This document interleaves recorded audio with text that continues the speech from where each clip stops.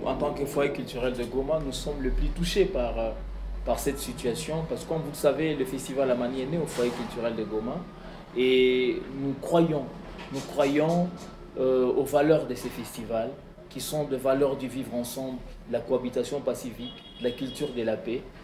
Pratiquement les choses dont on a le plus besoin aujourd'hui dans notre région, et c'est vraiment avec une déception énorme que nous avons appris cette annulation qui intervient à la veille du festival avec des motifs qu'on n'arrive pas à comprendre parce que la ville de Goma a connu des événements similaires au festival Amani il y a quelques mois. Ici à Goma, des événements qui ont réuni beaucoup de gens. On n'a jamais entendu on n'a jamais entendu cette justification de la situation sécuritaire de l'Est pour que ces activités-là soient annulées.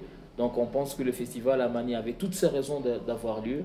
Et ce n'est pas la première fois que le maire de la ville interdit une activité culturelle à la veille de sa tenue.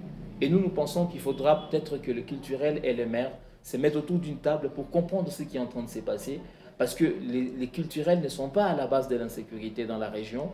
C'est notre métier en tant qu'opérateur culturel. On n'a jamais interdit à quelqu'un de travailler. Pourquoi on interdit aux culturels et aux artistes de travailler? L'annulation du festival Amani, c'est beaucoup de moyens qui avaient déjà été mis en place par le festival, par les partenaires du festival. C'est tous ces artistes de Goma, qui sont plus de 100, qui devraient être sur la scène du festival, les groupes de danse, les collectifs de danseurs du Nord Kivu qui devaient être avec Serge Mekoulibaly sur la scène, les musiciens, les 8 musiciens de Goma qui devaient être sur la scène du festival Amani, qui sont en train de souffrir de cette mesure, du maire de la ville d'annuler le festival. C'est des gens qui avaient déjà engagé des dépenses pour préparer leurs prestations et qui aujourd'hui ne savent pas vers qui s'est tourné pour réclamer dommages à intérêts, tout ce qui vient de subir par la mesure du maire de la ville. Donc nous sommes très déçus de cette mesure et nous pensons que Goma est en train de vendre une très mauvaise image dans le monde entier, l'image d'une ville où on ne vit pas, alors que nous sommes là et nous vivons.